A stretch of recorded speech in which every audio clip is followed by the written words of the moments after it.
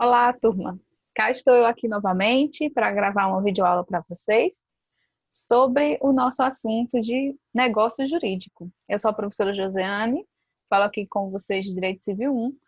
Um assunto central na disciplina de Direito Civil 1 é o que trata desse tema de negócios jurídicos. É um assunto um pouco extenso, ele tem vários pontos importantes a serem observados, tá? Essa nossa aula de hoje ela tem um caráter de introdutório, de apresentação geral desse conteúdo e também dos seus elementos, né? Mas a gente dá continuidade a ele depois, a partir do mapa mental, onde falo de forma mais específica sobre os vícios do negócio jurídico, tá? Estarei disponibilizando esse material para vocês posteriormente. Por enquanto, vamos tratar então de conhecer, né, esse fenômeno e saber o que é um negócio jurídico e do que ele precisa para se concretizar. Então, vou aqui compartilhar com vocês a apresentação, tá? E de vez em quando também a gente vai ler um pouco de legislação. Esse é um conteúdo que vem pela ordem, né, do Código Civil, logo após bens jurídicos, né? Então a gente viu lá na sequência pessoa jurídica, bens jurídicos, agora nós vamos para negócio jurídico, certo? Antes de iniciar no tema propriamente em si, negócio jurídico, toda doutrina civilista ela faz uma consideração preliminar sobre esse assunto, norteando ele dentro da teoria do direito civil acerca dos fatos jurídicos, tá? Então, para mostrar essa contextualização para vocês, eu coloco aqui um esquema e eu vou explicando à medida que ele vai aparecendo. Então, vamos compreender inicialmente que o direito ele trata dos fatos jurídicos, né? Inicialmente pensando também o que é um fato. Um fato é todo acontecimento que existe na sociedade. Esses fatos eles podem ser de diferentes tipos: fatos sociais, fatos econômicos, fatos políticos, fatos ambientais. Entretanto, nem todo fato ele pode ser classificado como jurídico. Só será considerado um fato jurídico aquele acontecimento social que tem relevância para o direito. E qual é o acontecimento social que tem relevância para o direito, professora? Aqueles acontecimentos sociais que atingem as finalidades que o direito visa preservar. Então, na medida que um fato social, por exemplo, ou um fato tecnológico, ele ameaça valores como vida, como igualdade, como dignidade, como propriedade, então, naquele momento, se surge a necessidade de regularizar, regulamentar aquele fato social, porque ele atingiu os valores que o direito visa preservar na nossa vida em sociedade, tá? Então, qualquer fato social ele pode vir a se tornar jurídico, não é uma questão de quantidade, é uma questão de qualidade daquele fato que, em algum momento, acaba se tornando relevante para o direito, ele se torna fato jurídico. Dentro desse universo de fato jurídico, eu faço a distinção entre o fato jurídico em sentido estrito e os atos jurídicos em sentido amplo. O que eu tenho que destacar aqui nesses dois? A diferença entre a palavra fato e a palavra ato.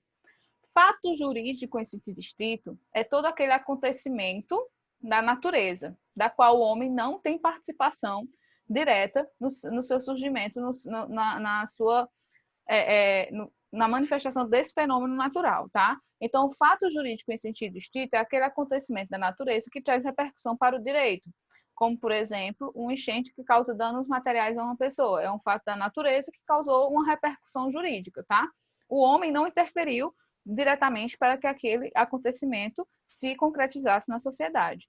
Já os atos jurídicos em sentido estrito são os fatos jurídicos humanos. Então, ato vem da ideia também de ação. Então, o ato jurídico, ele já pressupõe que haja um comportamento do indivíduo para que aquela realidade se concretize, tá? Então, a distinção de fato jurídico em sentido estrito e ato jurídico está ligado na participação ou não do homem, no seu caráter volitivo, na sua atuação diante daquele fenômeno. Se é algo que aconteceu puramente por um fenômeno da natureza, eu digo que é um fato jurídico em sentido estrito. Se é algo que decorre da ação humana, da manifestação humana, do comportamento do homem, eu chamo de ato jurídico em sentido amplo. Então, esses fatos jurídicos em sentido estrito, que são os fatos naturais, né, voltando para ele de forma mais específica, eles podem ser de dois tipos, ou ordinários ou extraordinários. Ordinários são aqueles que acontecem rotineiramente, que é algo que a gente já espera que aconteça, que é algo comum. Então, os fatos jurídicos ordinários, né, nós podemos apontar três, que são o nascimento, a morte e o decurso do tempo. Então, os nascimentos, as pessoas nascerem é algo cotidiano, comum de acontecer. O passar do tempo também é um fenômeno natural que nós não temos controle sobre ele, mas que ele traz uma grande repercussão para o direito. Por exemplo, a partir de determinada idade, de 18 anos de idade, é que você adquire capacidade civil plena. Então, veja que foi o decurso do tempo de 18 anos que fez com que você adquirisse aquela capacidade. Então, é um fenômeno natural que tem uma repercussão jurídica. E o fenômeno morte também, que é uma realidade da qual o ser humano não escapa, que também tem repercussões jurídicas, como, por exemplo, a abertura de um testamento, o direito a uma pensão para aqueles herdeiros daquele falecido, enfim. E os fatos jurídicos extraordinários são aqueles acontecimentos da natureza que não são tão rotineiros, que eles chegam de repente, tá? Eles são as situações que nós chamamos de caso fortuito e força maior. Caso fortuito é aquela situação que surpreendeu, a gente não imaginaria que fosse acontecer.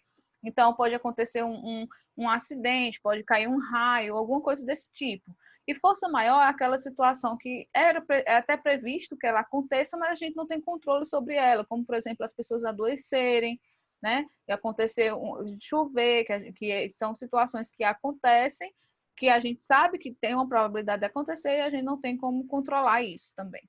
Então, sobre os fatos jurídicos em sentido amplo, essas são as considerações importantes. Agora, a gente vai adentrar nos atos jurídicos, né? naqueles comportamentos humanos que têm repercussão para o direito. Esses atos jurídicos, eles podem ser lícitos ou ilícitos. Os ilícitos são aquele comportamento humano que é proibido por lei. Dentro do Código Civil, né, lembrando, os atos ilícitos, eles podem ser considerados crimes previstos no Código Penal, mas também podem ter os ilícitos cíveis, ilícitos administrativos. Dentro do direito civil, que é o que nos compete aqui, o ilícito civil, eles vão estar tratados no artigo 186, 187, 188 do Código Civil. Vou aqui parar um pouquinho a apresentação dos slides, para que a gente possa acompanhar a leitura desses artigos no Código, já que são artigos bem autoexplicativos, mas interessantes da gente dar uma olhadinha neles, tá? Então, aqui.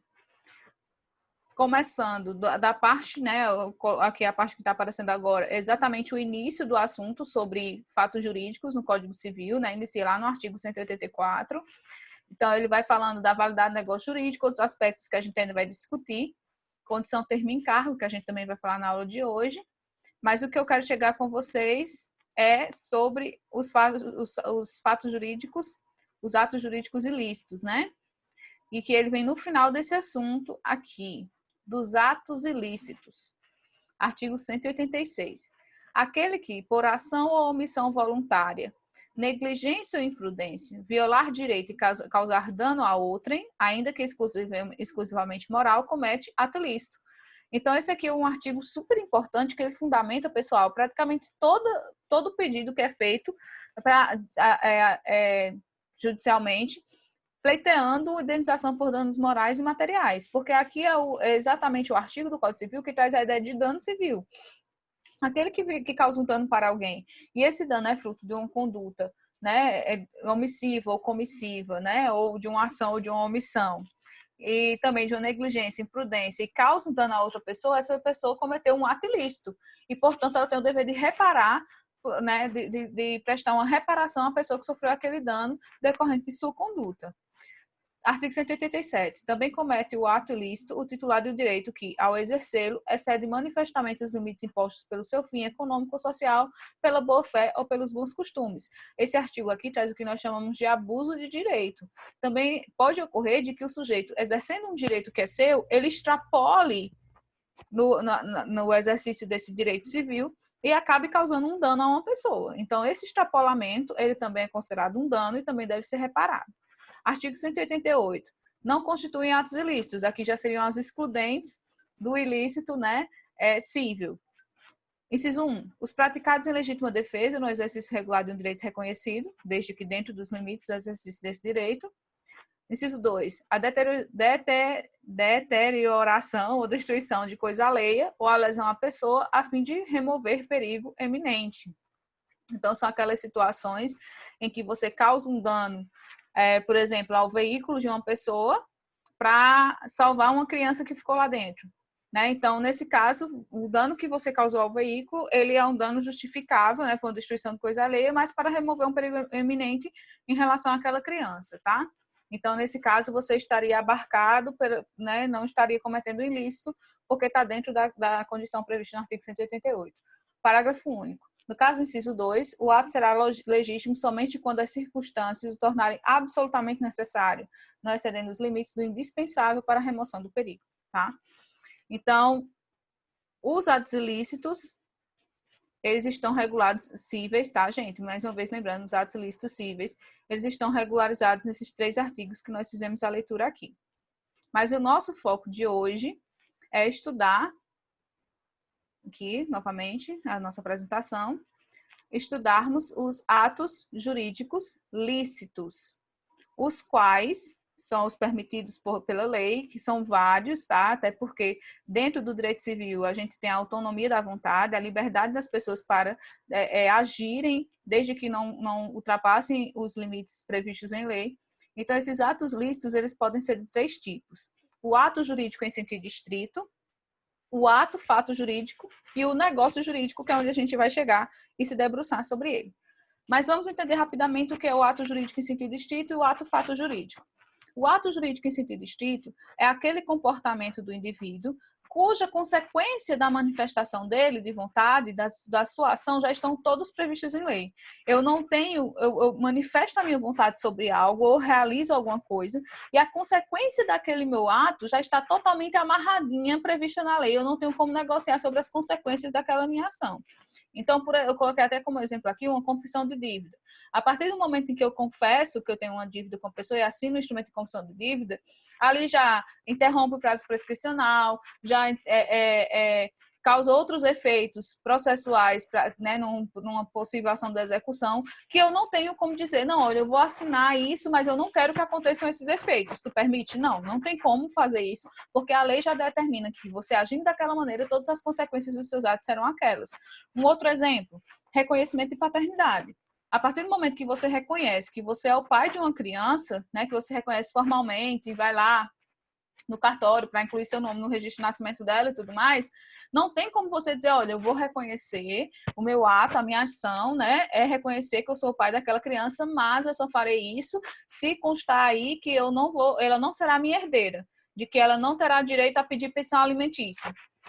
Isso não pode, porque as consequências da sua manifestação de vontade, de dizer que é o pai daquela criança, já estão todas previstas em lei. Ou seja, a partir do momento que você é o pai de uma criança, aquela criança será o seu herdeiro necessário e terá direito a pedir uma pensão alimentícia, caso não esteja sob a sua guarda. Então, um ato jurídico em sentido estrito é exatamente porque eu ajo, mas as consequências da minha ação já estão todas predeterminadas em lei. No ato fato jurídico, é diferente. Eu não queria agir, mas eu sofro as consequências daquele meu ato. Olha só, são situações bem pontuais. O ato fato jurídico ele é muito raro de acontecer, porque é o seguinte, eu agi por acaso, e as consequências desse acaso já estão previstas em lei. Então, eu até citei 2 artigos aqui como exemplos que são bem interessantes. O artigo 1264, né, 1264, ele vai falar do achado de tesouro. Então, imagina, você está fazendo escavação e encontra um tesouro, né, no final da sua casa. Você foi cavar uma fossa e achou uma botija, né? Tem uma botija de moedas lá com dinheiro guardado e tudo mais. Então, não foi a sua intenção achar aquela botija. Você não estava lá cavando, procurando ela. A sua intenção era cavar uma fossa. Mas, por acaso, durante essa sua ação, durante esse seu ato, aconteceu um fenômeno que foi você achar aquele tesouro. Então, a lei ela já traz uma consequência para essa ação. Vamos lá ler o artigo 1564, para a gente ter uma ideia de qual é a consequência que vai acontecer? Deixa eu abrir aqui. 1500, 1200. Me ajuda aqui. Quem tiver com Vadimecum aí vai acompanhando também, já ir riscando aí os exemplos. 1228. Era 1264. 1240. Aí, chega dói a vista, passando rápido assim. Aqui. Aqui. Achado de tesouro, gente. 1264. O depósito antigo de coisas preciosas. Não estou compartilhando aqui com vocês, né? Deixa eu compartilhar. Achei. Aqui, ó. Do achado de tesouro. Artigo 1264. O depósito antigo de coisas preciosas, oculto e de cujo dono não haja memória, será dividido por igual entre o proprietário do prédio e o que achar o tesouro casualmente. Casualmente. Imagina, você contratou uma pessoa para cavar uma fossa no quintal da sua casa. Enquanto essa pessoa cavava a fossa no quintal da sua casa, ela achou um tesouro. Então, o Código Civil está dizendo que a consequência desse achado, que foi uma situação casual, não estava previsto, não era a sua intenção, mas foi fruto da sua ação de cavar aquele poço, aquela fossa. Então, qual será a consequência? Deve ser dividido igualmente entre o proprietário, que é você que é o dono da casa, e aquela pessoa que estava cavando a fossa. Então, a consequência dessa ação ocasional, ela já é prevista em lei, tá? O outro exemplo é o 1233, ele também fala de questão de achado, mas seria você achar alguma coisa na rua, por exemplo, você achou a carteira de uma pessoa na rua. Não era sua intenção, né? Eu não conheço pessoas que andam procurando achar alguma coisa na rua, mas às vezes você está andando, você acha, por acaso, uma carteira de alguém e tudo mais. Então, o que acontece? Isso é um fato jurídico. Você estava, sua intenção não era aquela, mas dentro do que você estava fazendo aconteceu. E as consequências daquilo já estão previstas em lei. Por exemplo, quem quer que ache coisa alheia perdida, há de restituí-la ao dono ou ao legítimo possuidor. Então, aquela ideia de que achado não é roubado, né, no direito civil, ela também não se sustenta, porque o Código Civil diz que quando você acha uma coisa alheia, você deve buscar restituir a quem perdeu. Parágrafo único. Não o conhecendo, o descobridor fará por encontrá-lo e, se não o encontrar, entregará a coisa achada à autoridade competente. Artigo 1234. Aquele que restituir a coisa achada, nos termos do artigo antecedente, terá direito a uma recompensa não inferior a 5% do valor da coisa e a indenização pelas perdas que houver feito com a conservação e transporte da coisa, se o dono não preferir abandoná-la. Então, imagina que você achou um cachorrinho perdido. Você vai gastar colocando cartazes, fazendo uma campanha, você vai gastar alimentando aquele cachorro enquanto não encontra o dono. Quando o dono foi encontrado, ele querendo resgatar aquela coisa, ele tem que pagar, além de restituir as despesas que você teve durante esse período com a alimentação, com essa divulgação, também pagar 5% do valor que corresponderia àquele animal, tá? Então, veja, gente, mais uma vez, por que isso é exemplo de ato-fato jurídico? Porque são situações que você não tinha a intenção inicial de ter aquela atitude. Sua intenção era outra, mas acabou acontecendo e as consequências dessa ação, elas já estão previstas em lei, tá? Enquanto no ato jurídico em sentido estrito, você tinha aquela intenção e as consequências dela já estão todas previstas em lei. No fato jurídico, você não tinha a intenção, aconteceu mesmo assim, e as consequências já estão previstas em lei. Enquanto o negócio jurídico é aquele mais livre, você manifesta a sua intenção e você ainda negocia sobre os efeitos que a sua intenção vai ter. Então, você manifesta a sua vontade, entrando em acordo com a vontade de outra pessoa, por exemplo, e vocês vão dizer como é que vai ser as consequências daquele ato. Se vai causar, imaginemos uma situação, você vai alocar um imóvel, você, o locador e o locatário, eles têm a liberdade de negociar em quanto tempo vai ser, qual vai ser o valor, desculpa, gente, de que maneira aquele contrato vai acontecer, porque trata-se de um negócio jurídico. Para tornar mais claro, eu trouxe aqui para vocês o conceito que o Tartucci apresenta na obra dele, que eu achei bem interessante. Então, ele diz que é um negócio jurídico, só um instante aqui, gente. Deixa eu só baixar aqui.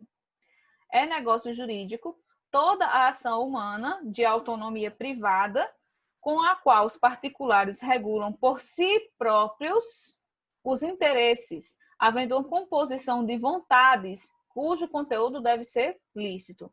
Constitui um ato destinado à produção de efeitos jurídicos desejados pelos envolvidos e tutelados pela norma jurídica. Ou seja, as consequências da minha manifestação de vontade serão aquelas previstas por mim. e acordado com aquela outra pessoa que está comigo negociando. Então, o negócio jurídico é aquela manifestação de vontade onde eu vou criar, modificar ou extinguir direitos.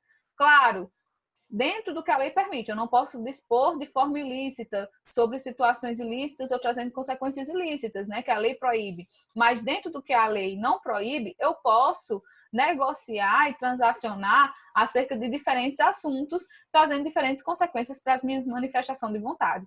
Então, o negócio jurídico é onde a autonomia privada do civil, ela se realiza de uma forma mais concreta e mais ampla. E o principal exemplo de negócios jurídicos são os contratos. Então, o que a gente estuda aqui, que a gente vai falar sobre os elementos do negócio jurídico, são os elementos do próprio contrato, né, que é algo que vocês vão estudar a fundo mais à frente, Direito Civil 1. Então, para falar de negócio jurídico, eu sempre gosto de apresentar o que é chamado de escada ponteana ou escala ponteana. Por que ponteana?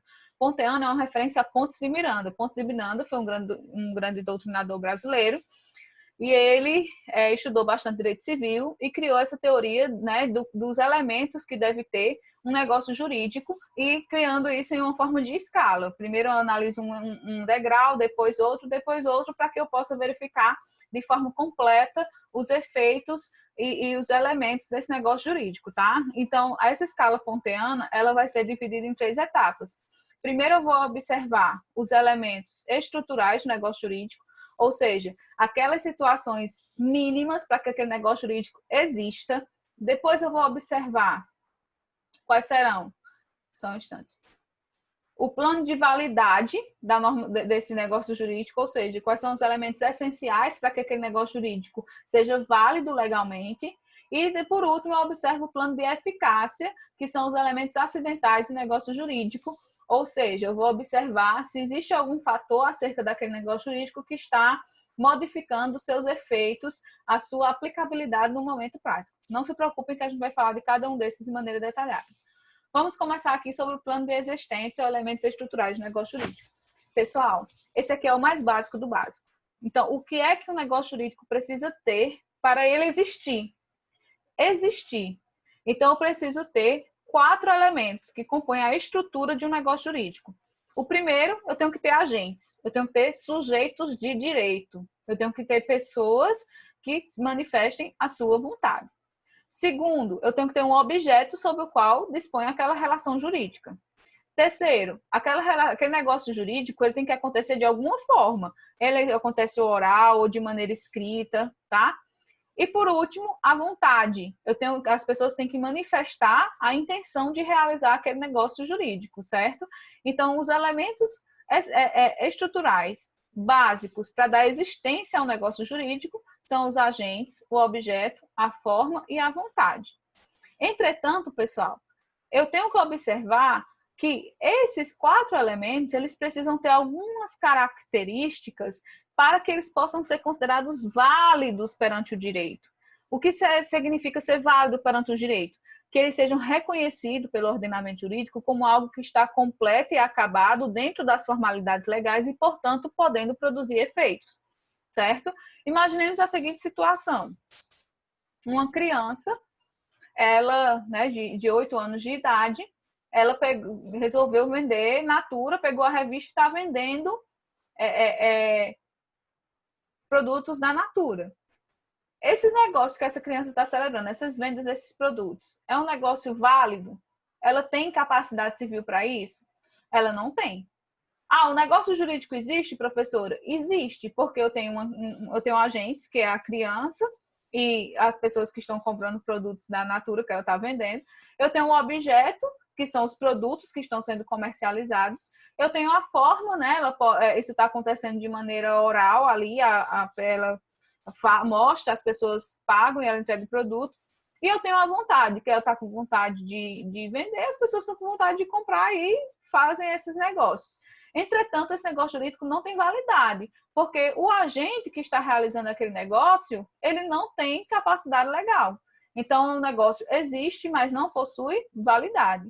Para que o negócio exista e possua validade, eu tenho que observar os requisitos do artigo 104 do Código Civil, que são, na verdade, requisitos que vão trazer adjetivos que qualificam esses 4 elementos do negócio jurídico. Como assim adjetivos que qualificam? Olha só aqui, gente. Eu repito, ó. Tem que ter, para um negócio jurídico ser válido, eu tenho que ter um agente, só que esse agente tem que ser capaz. Então, eu repito sempre aqui o elemento estrutural e dou a ele um adjetivo aqui para que ele possa ter validade esse negócio jurídico. Então, o agente tem que ser capaz, o objeto tem que ser lícito, possível, determinado ou determinável, a forma tem que ser aquela prescrita ou não defesa em lei, e a vontade tem que ser livre e não viciada. Então, os elementos de existência são os mesmos de validade, só que a diferença é que para que eles tenham validade, eu preciso ver esse adjetivo, eu tenho que qualificar esses elementos, tá? Então, agente capaz é aquele que tem capacidade civil plena ou, sendo absolutamente incapaz, esteja devidamente representado, ou sendo relativamente incapaz, esteja devidamente assistido, como a gente já estudou no início da disciplina.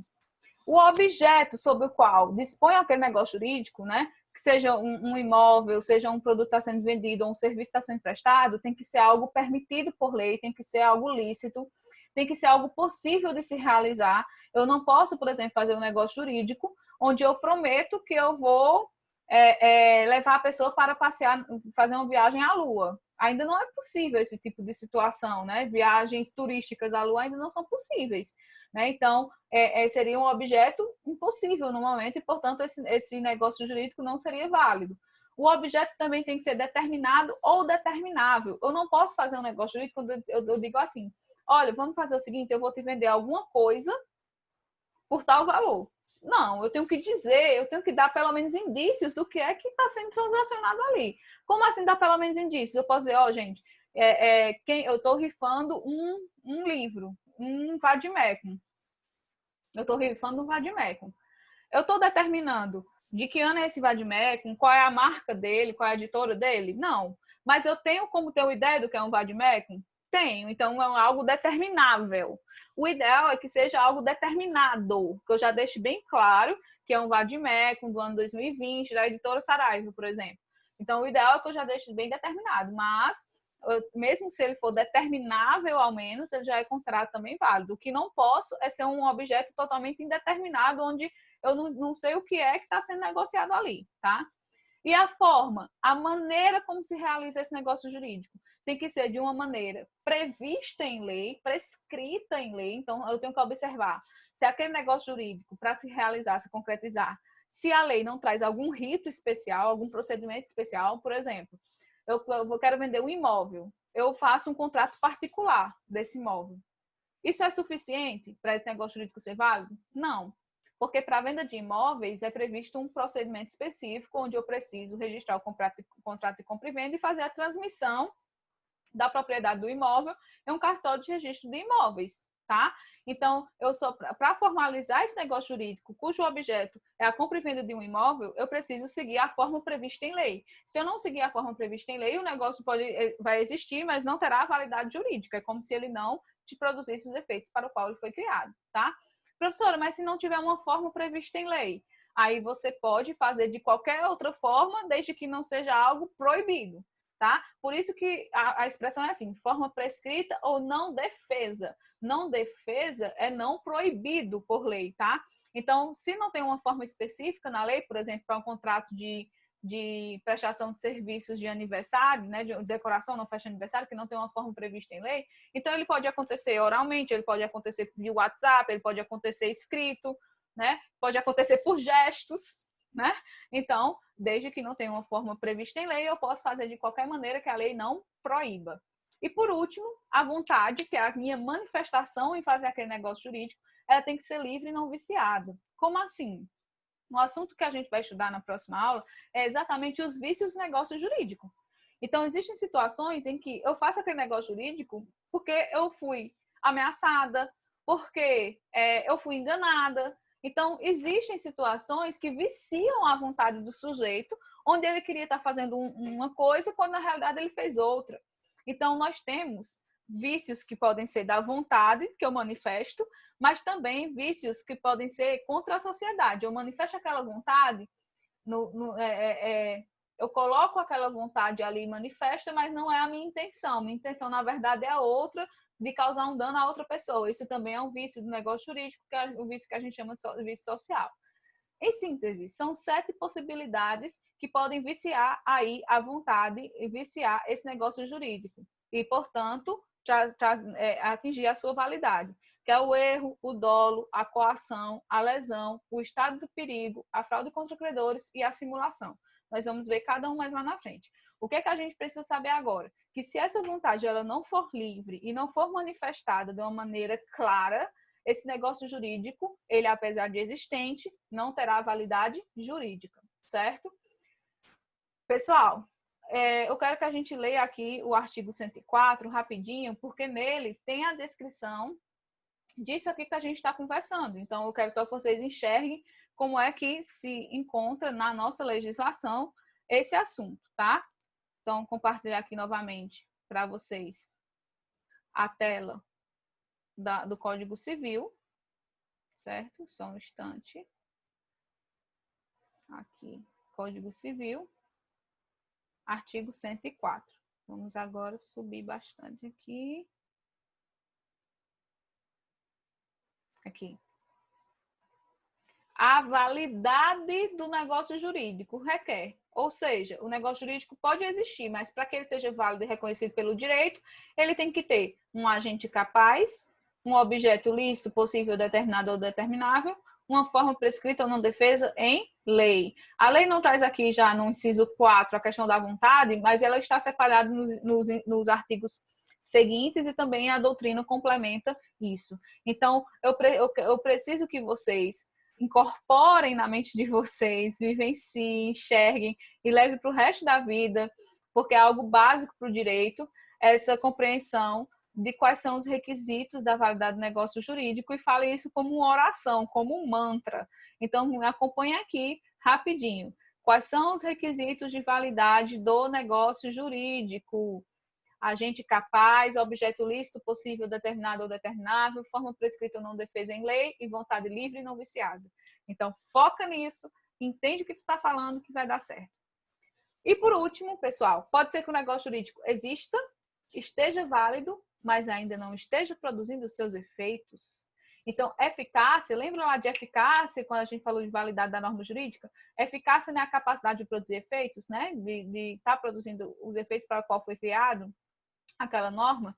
Então, quando um contrato, por exemplo, ele é assinado pelas partes, pelo agente capaz, com objeto lícito, com a forma prevista em lei, a vontade livre ou não viciada, pode ser ainda que as partes queiram colocar nesse contrato uma cláusula que vai mexer nos efeitos desse negócio, podendo retardá-lo, colocar os efeitos dele lá para frente, ou mesmo colocando uma data, um acontecimento para que eles cessem, para que eles terminem.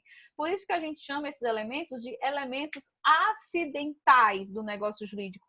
Por que acidental? Porque pode ser que tenha essa cláusula no contrato, pode ser que não tenha, tá? Então, elas são opcionais.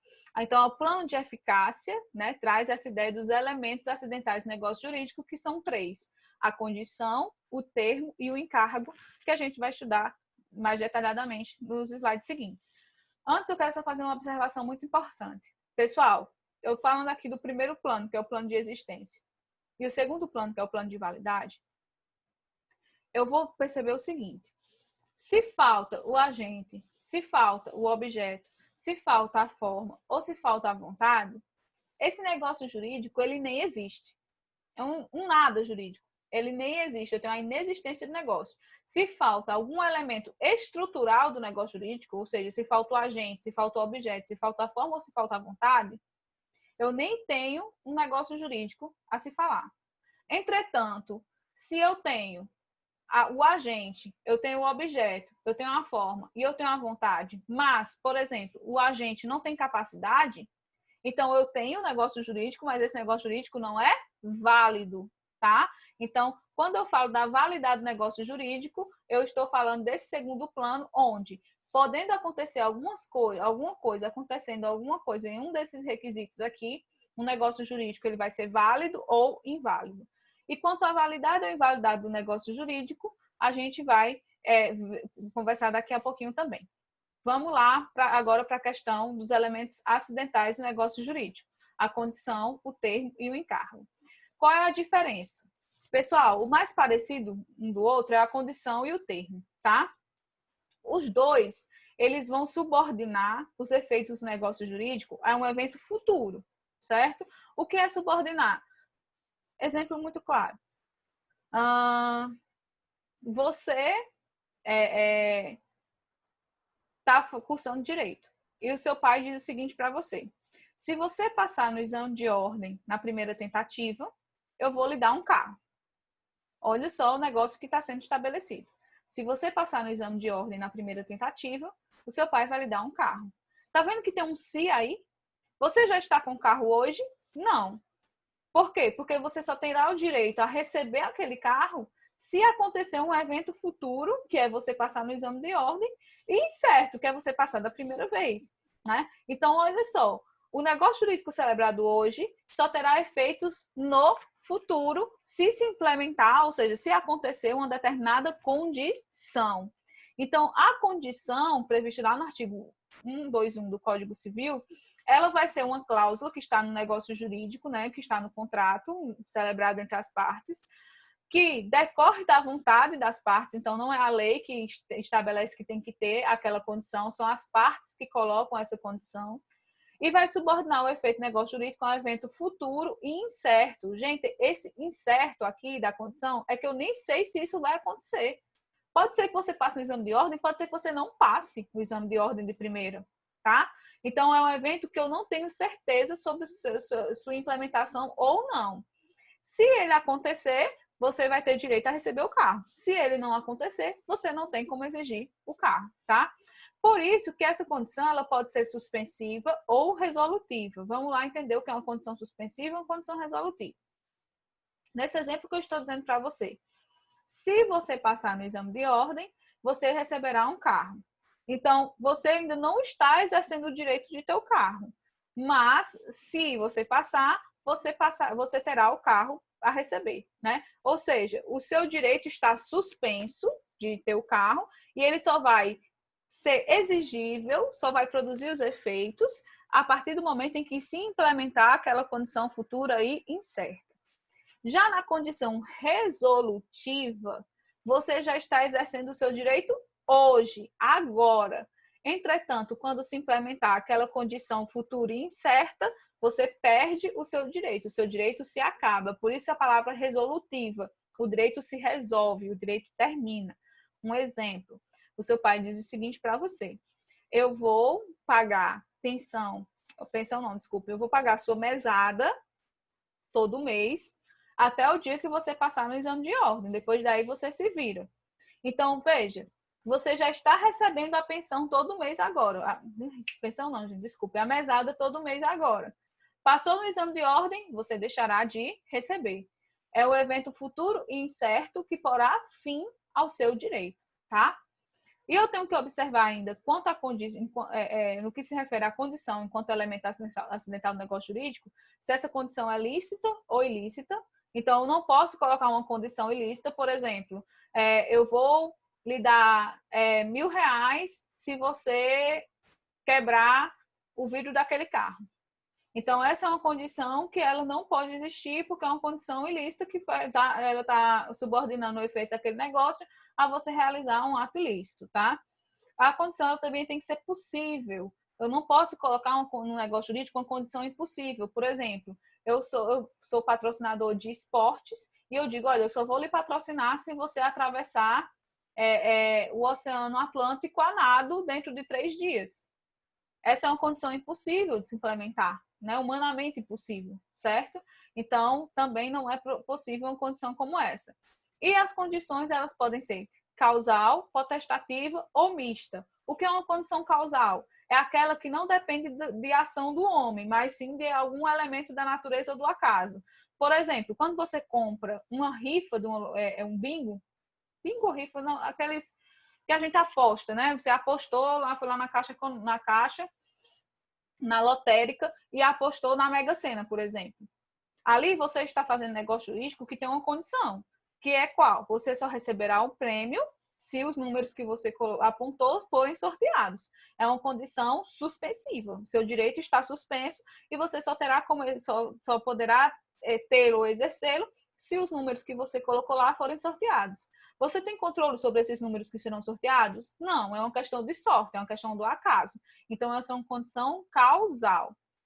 Já uma condição potestativa é uma condição que depende do comportamento de alguém.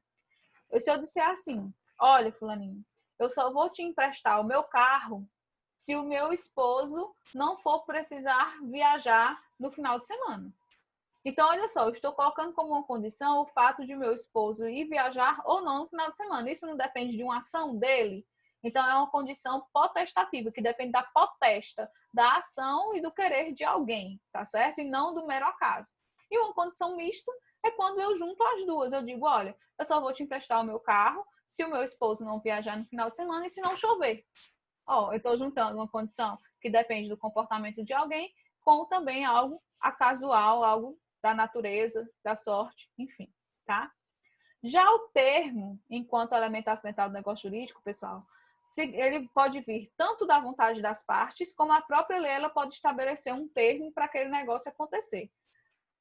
E o termo ele vai subordinar o efeito negócio jurídico a um evento futuro e certo. Olha só, o grande lance aqui da diferença entre condição e termo é que a condição ela subordina o efeito negócio jurídico a um evento futuro e incerto, enquanto o termo subordina o efeito do negócio jurídico a um evento futuro e certo. Lembrando, esse certo é quanto à certeza de que aquela situação irá ocorrer no futuro. Eu posso até não saber quando ela irá ocorrer, mas eu tenho certeza que ela irá ocorrer. Por exemplo, se eu disser para você assim, eu vou alugar a minha casa para você durante o feriado da Semana Santa, do ano de 2022.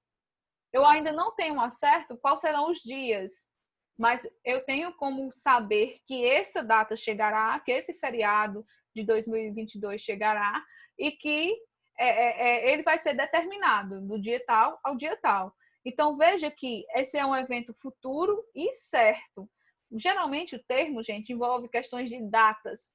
Por exemplo, eu digo para uma pessoa, olha, eu vou desocupar a sua casa, essa casa, e passar para você dentro de 3 meses. Então, eu tenho um termo aí, que é um período, né, de 3 meses corridos para realizar determinado ato jurídico, tá?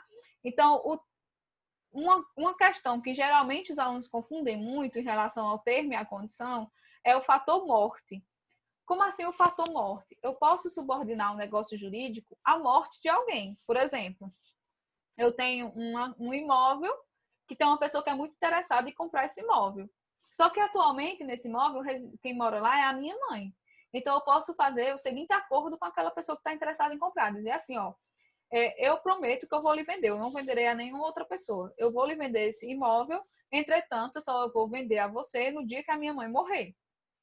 Eu tenho como saber o dia que ela vai morrer? Não. Ah, professora, como eu não tenho como saber qual o dia que ela vai morrer, então é uma condição. Espera aí, tá errado. A condição seria assim, se eu não soubesse se ela vai morrer ou não, mas eu sei que infelizmente ela vai morrer, porque esse é o futuro de todos nós. Então, a morte é um evento futuro e certo. Eu não tenho certeza quanto ao dia em que isso vai acontecer, mas eu tenho certeza de que acontecerá. Então, a partir do momento que eu subordino aquela compra e venda ao evento futuro e certo da morte de minha mãe, eu estou colocando um termo. E esse aí será um termo que nós chamamos de termo inicial, porque o direito daquela pessoa de comprar o imóvel só iniciará no momento em que aquele evento futuro e certo acontecer, que será a morte da minha mãe. Se fosse o contrário, se eu dissesse assim, olha, eu vou pagar o aluguel, né? Não, então, por exemplo, eu vou permitir que você more nessa casa até o dia que a minha mãe falecer. Depois que ela falecer, você vai ter que desocupar porque eu vou me desfazer dela. Então, nessa situação, o sujeito ele já está vivendo na casa, então ele já está exercendo o direito, e quando se implementar aquele evento futuro e certo, aquela pessoa perderá o seu direito. Então, o termo final é uma situação que põe fim àquele direito. Por isso que a palavra que a gente utiliza no termo é a palavra quando. Não é se isso vai acontecer, é quando é que isso vai acontecer. Então, quando eu coloco uma data para iniciar ou para finalizar um determinado direito, eu estou colocando um termo naquele negócio jurídico. E o último elemento acidental do negócio jurídico que nós vemos é o encargo, que está previsto lá no artigo 136 do Código Civil. O encargo nada mais é, gente, do que um ato de liberalidade junto a um ônus. Professor, pelo amor de Deus, o que é um ato de liberalidade? Calma, não criemos pânico. É uma situação tranquila de nós entendermos. O ato de liberalidade nada mais é do que uma doação. Eu vou fazer uma ação em face de outra pessoa em que eu vou, de forma altruísta, de forma voluntária, eu abro mão de algo em prol de alguém. Então, eu posso ter um terreno em um determinado bairro aqui do município de Juazeiro do Norte e que eu digo, olha, prefeitura, eu vou doar esse terreno para vocês. É um ato de liberalidade. Entretanto, eu coloco uma obrigação acessória. Eu digo, olha, eu vou doar esse terreno para vocês, mas vocês deverão construir nele uma praça no prazo de 2 anos, por exemplo. Então, eu doei, já é propriedade do município, e eu fico ali supervisionando para ver se eles, de fato, vão dar aquela destinação que eu indiquei que era construir essa praça. Então, há aí um ônus a ser cumprido por quem recebeu aquela doação, tá? Então, a esse ônus eu chamo de encargo. Qual é o encargo daquela doação? O encargo é que o município vai precisar construir naquele terreno uma praça, dentro daquele prazo previsto em lei.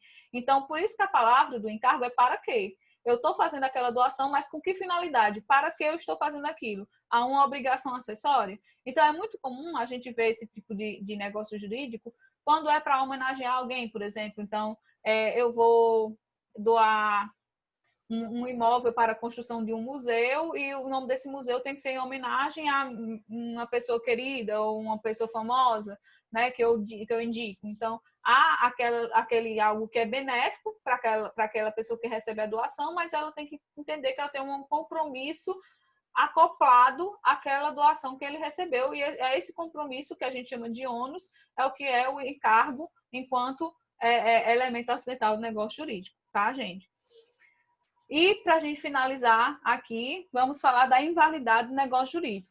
Lembra que eu falei para vocês, lá naquele nosso esquema, deixa eu voltar aqui rapidinho, que quando eu não tenho os elementos de validade íntegros aqui na nossa escala ponteana, eu vou ter um negócio jurídico que vai ter a sua validade atingida. E, portanto, ele vai poder ser considerado válido ou inválido, tá?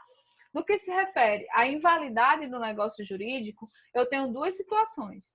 Eu tenho situações em que essa invalidade ela é mais severa, e eu vou chamar de nulidade, e eu tenho situações onde o requisito que foi atingido da validade do negócio jurídico é um requisito que não é tão severo, mas que ele, de certa forma, manchou aquele negócio jurídico e ele poderá ser anulado, que é o que eu chamo de anulabilidade.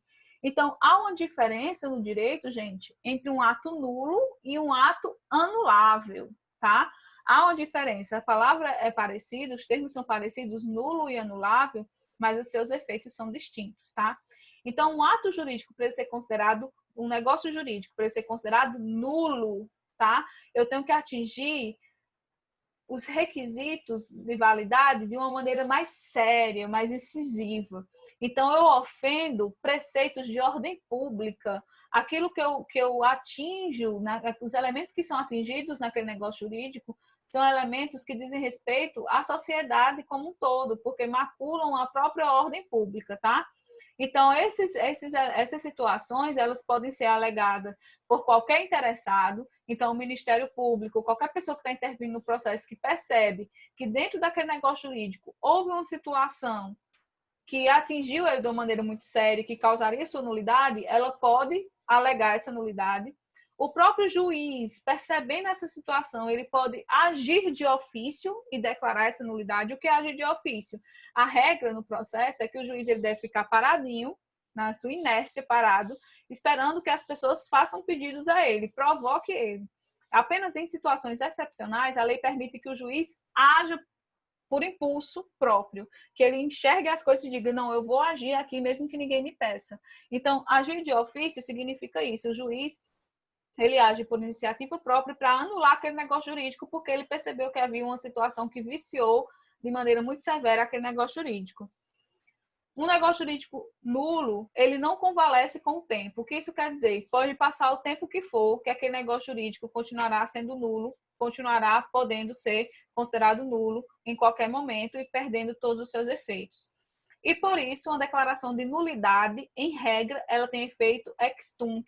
O que é o efeito ex tunc no direito? É aquela decisão que retroage, que volta para o passado e vai lá para o início daquele negócio, desconstrói ele todinho. Ele não vai produzir nenhum efeito. Tudo que ele fez no passado será desconstruído. Então, professora, que situações, pelo amor de Deus, são essas que vão causar essa nulidade do negócio jurídico? São aquelas situações que atingem os elementos essenciais, os elementos de validade do negócio jurídico. Os elementos essenciais, que são o agente é incapaz.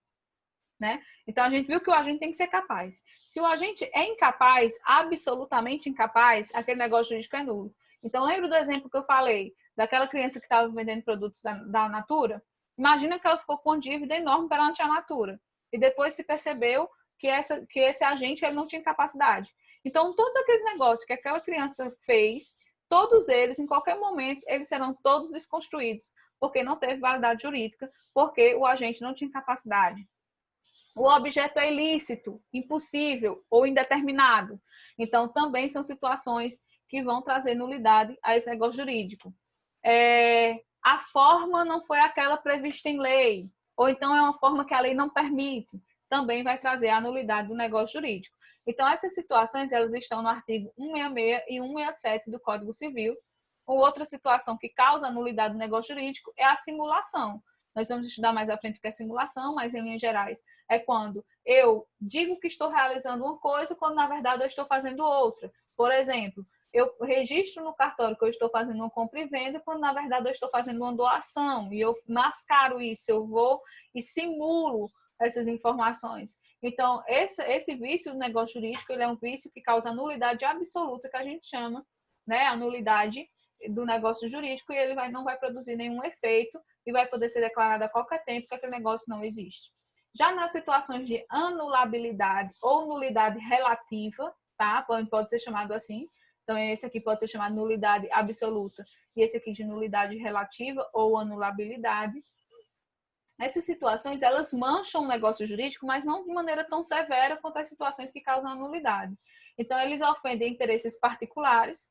O juiz só pode conhecer aquela situação de anulabilidade mediante provocação das partes. Então, se as partes que estão naquele processo discutindo sobre aquele negócio jurídico, aqui tem que pedir que aquele negócio jurídico seja considerado nulo, tá?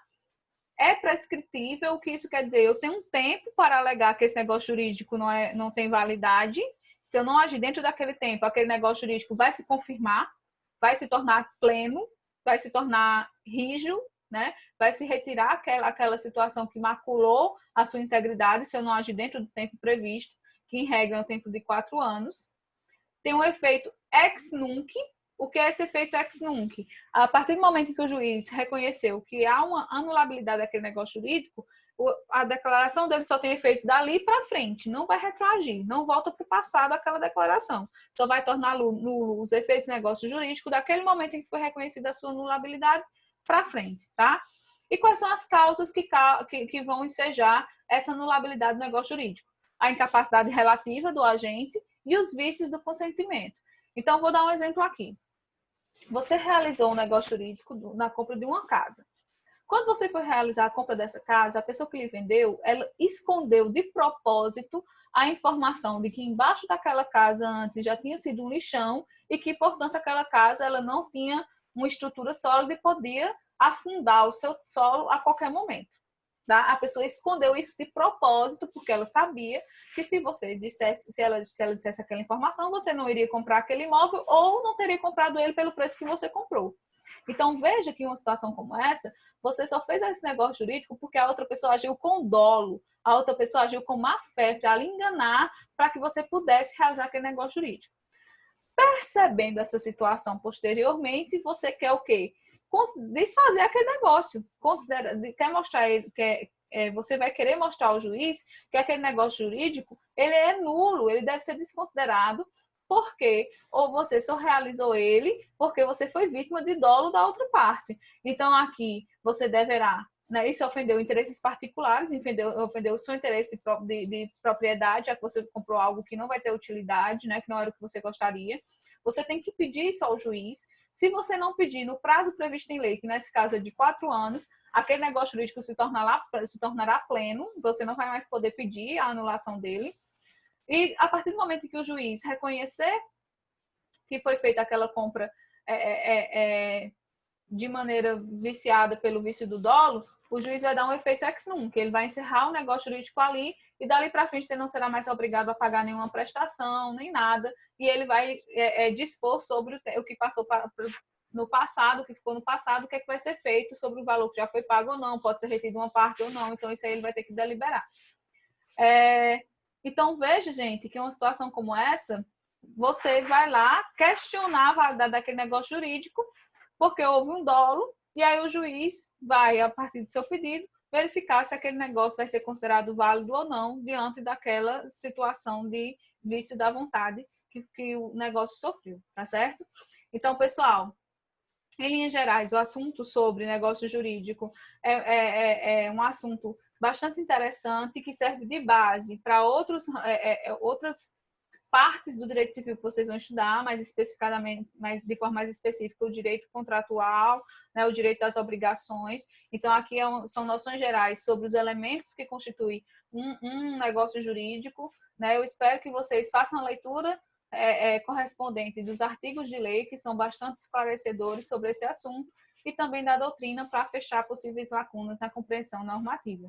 Espero ter sido claro. Qualquer dúvida, qualquer pergunta ou sugestão, vocês sabem onde me encontrar, estão aí meus contatos. Foi ótimo estar com vocês mais uma vez. Um forte abraço, fiquem bem, até mais.